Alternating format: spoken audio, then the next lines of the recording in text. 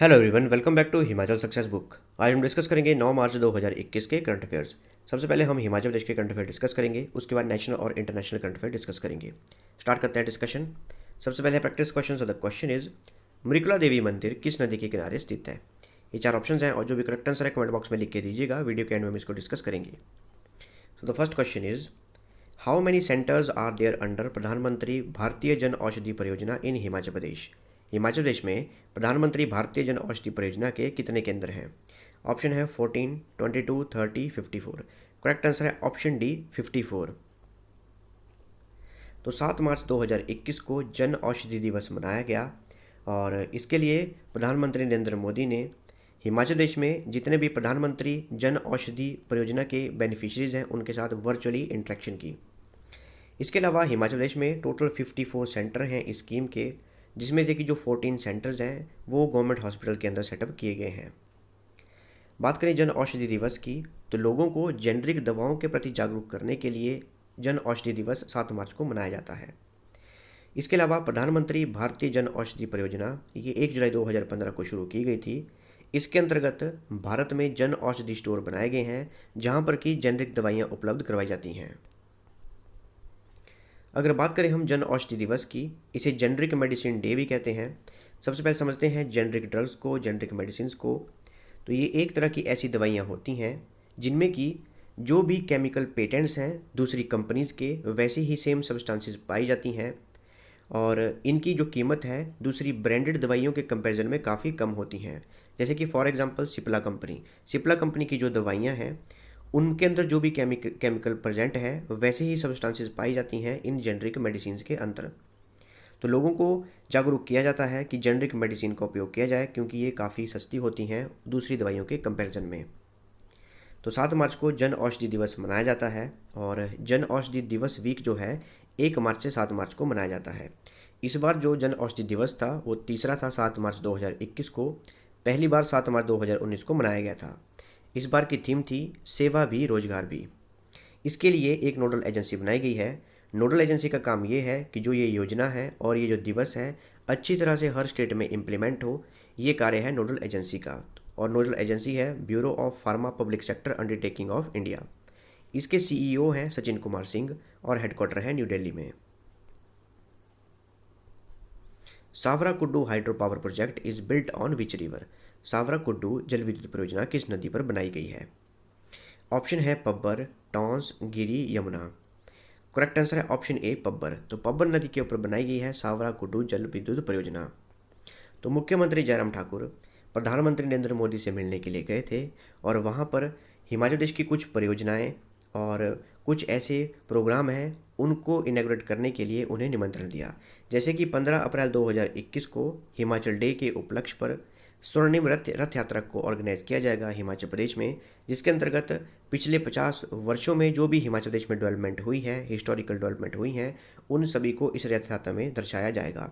तो इसका उद्घाटन करने के लिए प्रधानमंत्री नरेंद्र मोदी जी को न्योता दिया गया मुख्यमंत्री जयराम ठाकुर द्वारा। इसके अलावा कुछ परियोजनाएं हैं, इनको भी इनॉग्रेट करने का न्योता दिया गया। जैसे कि 111 मेगावाट की है सावरा कुड्डू हाइड्रो इलेक्ट्रिक प्रोजेक्ट, जो कि पब्बर नदी के ऊपर शिमला डिस्ट्रिक्ट में बनाई गई है। शिमला डिस्ट्रिक्ट में रोहडू के नज़दीक एक जगह है हाटकोटी, वहाँ पर यह हाइड्रो इलेक्ट्रिक प्रोजेक्ट बनाया गया है। सेकेंड है 210 मेगावाट का लूरी स्टेज 1 हाइड्रो प्रोजेक्ट, जो कि सतलुज नदी के ऊपर शिमला और कुल्लू डिस्ट्रिक्ट के बॉर्डर के ऊपर बनाया गया है। तीसरा है 66 मेगावाट का धौला सीधा हाइडल प्रोजेक्ट, जो कि ब्यास नदी के ऊपर हमीरपुर में बनाया गया है। Next is, who led the march past during the state level function organised by Himachal Pradesh women police on international women's day? अंतर्राष्ट्रीय महिला दिवस पर हिमाचल प्रदेश महिला पुलिस द्वारा आयोजित राज्य स्तरीय समारोह के दौरान मार्च पास्ट का नेतृत्व किसने किया? ऑप्शन है सृष्टि पांडे, गुलशन नेगी, पुनीता भारद्वाज, सतवंत अतवाल त्रिवेदी। करेक्ट आंसर है ऑप्शन ए सृष्टि पांडे। तो इंटरनेशनल वुमेन डे पर हिमाचल प्रदेश वुमेन पुलिस द्वारा एक फंक्शन ऑर्गेनाइज किया गया था रिज मैदान शिमला पर, और वहाँ पर जो मार्च पास्ट है वो भी ऑर्गेनाइज की गई थी जिसका नेतृत्व किया सृष्टि पांडे ने। इस फंक्शन में जो अध्यक्षता थी वो की गवर्नर बंडारू दत्तात्रेय ने, और वहाँ पर लगभग 28 महिला पुलिसकर्मियों को सम्मानित भी किया गया और कुल्लू महिला थाने को सर्वश्रेष्ठ थाने का पुरस्कार से नवाजा गया। इसके अलावा मार्च पास्ट और motor bicycle past march past भी ऑर्गेनाइज की गई थी। और जो मार्च पास्ट है उसकी परेड कमांडर थी सृष्टि पांडे, इनका नाम याद रखिएगा। एक कॉफ़ी टेबल बुक है उसको भी रिलीज़ किया, उस कॉफ़ी टेबल बुक का नाम है वीरंगना। और वहाँ पर हिमाचल प्रदेश के जो डायरेक्टर जनरल ऑफ पुलिस हैं संजय कुंडू, वो भी मौजूद थे। इसके अलावा हिमाचल प्रदेश के गवर्नर बंडारू दत्तात्रेय ने अपनी स्पीच में कुछ बातें कही, जैसे कि वर्ष 2011 के जनगणना के अनुसार हिमाचल प्रदेश की फीमेल लिटरेसी रेट है 75.93% और सेक्स रेशो है 974। और हिमाचल प्रदेश पुलिस में लगभग 2344 वुमन जो हैं वो काम करती हैं डिफरेंट पोस्ट पर, डिफरेंट लेवल पर। वर्ष 2008 में इंडियन वुमेन रिजर्व बटालियन की स्थापना की गई थी हिमाचल प्रदेश में, लगभग 1007 पोस्ट यहाँ पे क्रिएट की गई थी। इसके अलावा वर्ष 2020 में हिमाचल प्रदेश पुलिस को हिल स्टेट्स में crime and criminal tracking network system के लिए फर्स्ट प्राइज से भी नवाजा गया था। और जब इंडो चाइना डिस्प्यूट हुआ था तो उसमें 5 पुलिस ऑफिसर भेजे गए थे जो भी बॉर्डर एरिया है, जिसमें से कि 2 महिला पुलिस ऑफिसर्स थी। इसके अलावा महिला पुलिस ऑफिसर्स को सम्मानित भी किया गया। और इसमें कुछ फैक्ट्स हैं, जैसे कि सतवंत अतवाल त्रिवेदी, ये फर्स्ट वुमेन आईपीएस ऑफिसर हैं हिमाचल प्रदेश की। वर्ष 1996 में ये फर्स्ट वुमेन आईपीएस ऑफिसर बनी थी और ये फर्स्ट एसपी भी थी उन्ना की। गुलशन नेगी, ये first women assistant sub inspector यानी कि एएसआई थी हिमाचल प्रदेश की और वर्ष 1994 में इन्होंने पदभार संभाला था। बबीता राणा, ये एडिशनल सुपरिटेंडेंट ऑफ पुलिस हैं सिरमौर में अभी, और वर्ष 1996 में पहली महिला सब इंस्पेक्टर बनी थी हिमाचल प्रदेश की। इसके अलावा ये हेड ऑफ पुलिस स्टेशन भी बनी थी चंबा की कीहर में। पुनीता भारद्वाज, इन्होंने वर्ष 1986 में हिमाचल प्रदेश पुलिस सर्विस को ज्वाइन किया था और वर्ष 2011 में police medal for meritorious service से भी इन्हें सम्मानित किया गया था। और हिमाचल प्रदेश पुलिस की पहली महिला पीएसओ हैं ममता, इन्हें भी पुरस्कृत किया गया। और वर्ष 1973 में पुलिस को ज्वाइन करने वाली प्रदेश की प्रथम महिला थी रानी देवी, इन्हें भी सम्मानित किया गया। इन सभी का नाम आप याद रखिएगा। Next is research on which fish has been successful in the Kol dam reservoir recently. हाल ही में कोल डैम जलाशय में किस मछली पर शोध सफल रहा है? ऑप्शन है mahseer, trout, common carp, goldfish. Correct answer है ऑप्शन बी, ट्राउट। तो सर्दियों में कोल बांध जलाशय में ट्राउट फिश पर एक शोध किया गया था, रिसर्च किया गया था, ब्रीडिंग की गई थी वहाँ पर ट्राउट फिश की और 4 महीने के अंदर अंदर ही 350 ग्राम वजन वाली ट्राउट फिश तैयार हो चुकी है। और हिमाचल प्रदेश में 600 मीट्रिक टन ट्राउट फिश का उत्पादन होता है और जो फिशरीज डिपार्टमेंट है उन्होंने अब टारगेट रखा है कि अगले 5 वर्षों में इसे दोगुना किया जाएगा। बात करें कोल डैम की, सतलुज नदी के ऊपर इसे बनाया गया है और ये बिलासपुर डिस्ट्रिक्ट में है। इसके ओनर है एनटीपीसी और 800 मेगावाट की यहाँ पर पावर जनरेट की जाती है। Which women head constable commanded the Chamba police station as SHO on the international women's day. अंतर्राष्ट्रीय महिला दिवस पर किस महिला हेड कांस्टेबल ने एसएचओ के रूप में चंबा पुलिस स्टेशन की कमान संभाली? ये 4 ऑप्शंस हैं और इसका करेक्ट आंसर है option D, head constable Sunita. तो अंतर्राष्ट्रीय महिला दिवस पर एक दिन के लिए महिला हेड कांस्टेबल सुनीता को चंबा थाना में एसएचओ यानी कि स्टेशन हाउस ऑफिसर की कमान दी गई थी। इसके अलावा बात करें इंटरनेशनल वुमेंस डे की, 8 मार्च को ये सेलिब्रेट किया जाता है। इस बार की थीम थी women in leadership achieving an equal future in कोविड-19 वर्ल्ड। और वर्ष 1975 को इंटरनेशनल वुमेन ईयर के तौर पर सेलिब्रेट किया गया था और 1977 में यूनाइटेड नेशन जनरल असेंबली ने डिक्लेयर किया कि 8 मार्च को इंटरनेशनल वुमेन डे मनाया जाएगा हर वर्ष। डिस्कस करते हैं नेशनल और international current affair. First question is in which state was India's first transgender community desk open recently.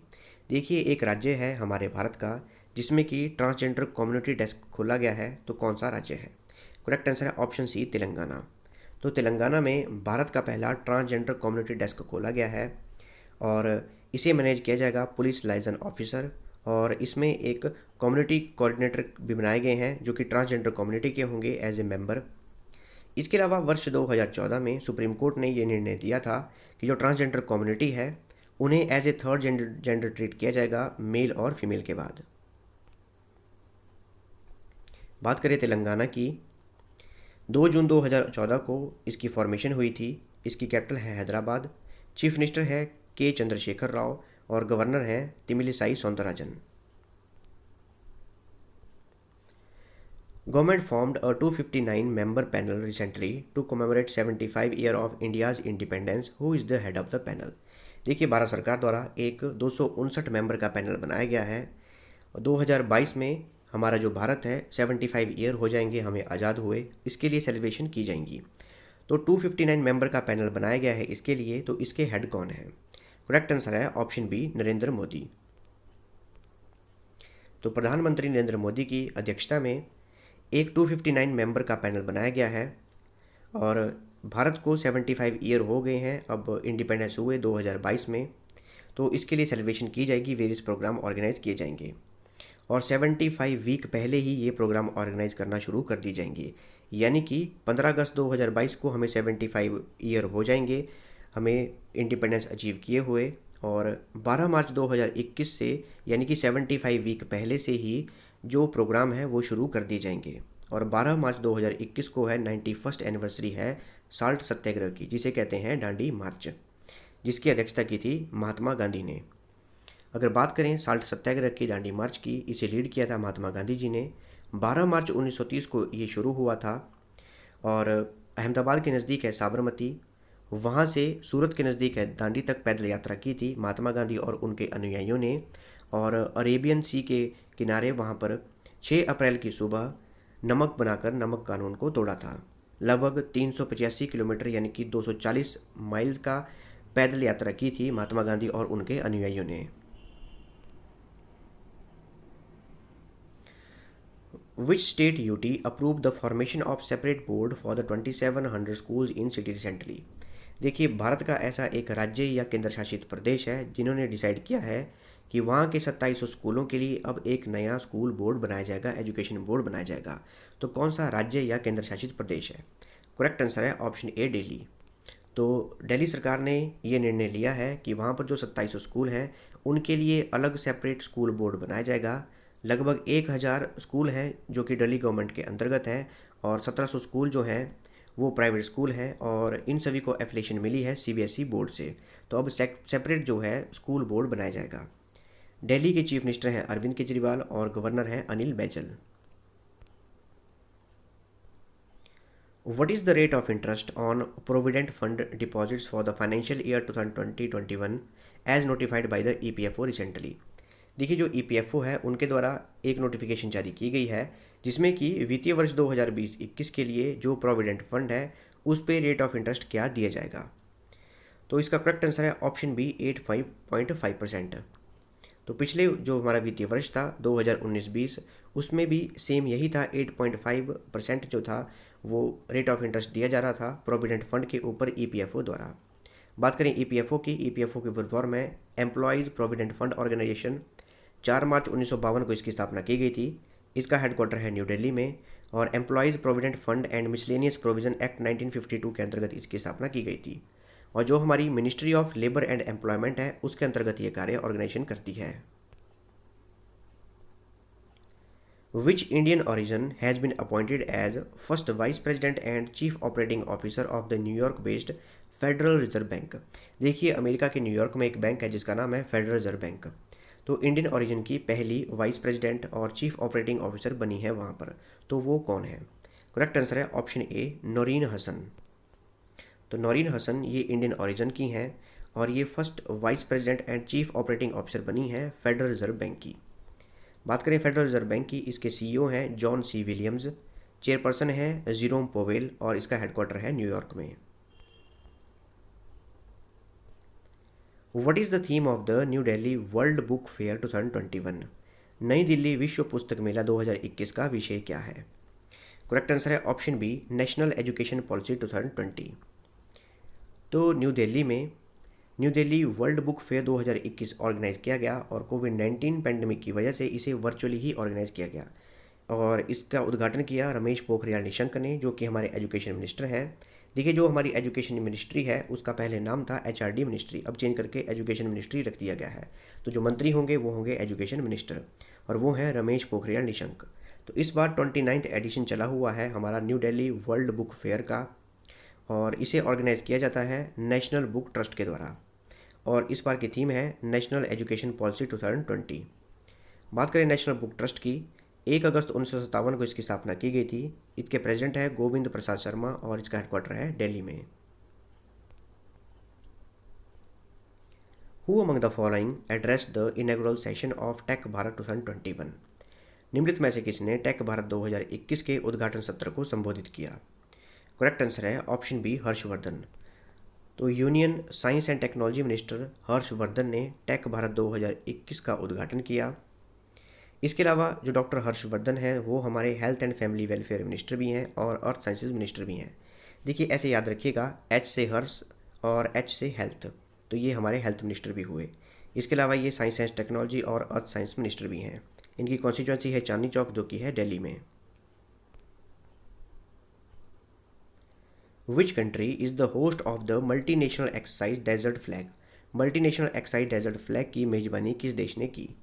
Correct answer है ऑप्शन ए, यूएई में। तो यूएई में डेजर्ट फ्लैग 6 एक्सरसाइज अभी कंडक्ट की गई, जिसमें कि अलग अलग देशों की जो एयरफोर्स है उन्होंने पार्टिसिपेट किया। इसमें UAE, India, America, France, Saudi Arabia, south Korea और बहरीन, इन सभी की एयरफोर्स ने यहाँ पर पार्टिसिपेशन की। इसमें इंडिया की तरफ से 6 सुखोई 30 MK1 एयरक्राफ्ट और 2 C-17 ग्लोब मास्टर और 1 IL-78 टैंकर एयरक्राफ्ट ये भेजे गए थे। और जो ये बीच में है, देख सकते हैं आप, इस लोगों के बीच में है, ये है सुखोई 30 MK1, इसका नाम याद रखिएगा। इसके अलावा इंडिया और यूएई जो है, इन यूएई बिलाट, ये एक बायलेटरल नवल एक्सरसाइज है, और डेजर्ट ईगल 2 ये एक बायलेटरल एयरफोर्स एक्सरसाइज है। ये दोनों साथ में मिलकर करते हैं, इंडिया और यूएई। बात करें यूएई की फुल फॉर्म है यूनाइटेड अरब एमिरेट्स, कैपिटल है अबू धाबी और करेंसी है यूएई दिरहम। यहाँ पर है इंडिया और ये है यूएई। डिस्कस करते हैं practice question. So the question is, Mrigala Devi मंदिर किस नदी के किनारे स्थित है? करेक्ट आंसर है ऑप्शन सी, चिनाब। तो लाहौल डिस्ट्रिक्ट में, जो हमारी लाहौल स्पीति डिस्ट्रिक्ट है, वहाँ पर लाहौल के उदयपुर में स्थित है प्राचीन मृगला देवी मंदिर। न्यूज़ में क्यों है? जो ये मंदिर है, अब इसका जो अस्तित्व है वो खतरे में आ चुका है। जो इसकी बिल्डिंग है अब कभी भी गिर सकती है। अधिक बर्फबारी या फिर भूकंप के झटकों के कारण इसको नुकसान हो सकता है, क्योंकि सारा का सारा मंदिर जो है वो काफ़ी पुरानी लकड़ी का बना हुआ है।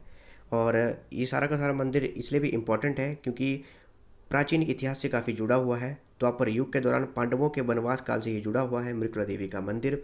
इसके अलावा इसकी जो लकड़ी है उसके ऊपर रामायण की नक्काशी भी उतारी गई है। और ये जो मंदिर है चिनाब नदी यानी कि चंद्रभागा नदी के किनारे पर स्थित है। ये थी हमारी आज की डिस्कशन। और अगर आपको इस सेशन की PDF चाहिए तो आप मेरे टेलीग्राम चैनल से ले सकते हैं। टेलीग्राम पे सर्च कीजिए हिमाचल सक्सेस बुक और वहाँ से आप इस सेशन की PDF प्राप्त कर सकते हैं। मिलते हैं नेक्स्ट डिस्कशन में। Thanks for watching video. Do like, share and subscribe my channel.